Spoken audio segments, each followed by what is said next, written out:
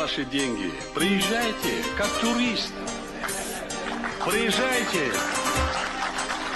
Приезжайте. У нас есть чем гордиться.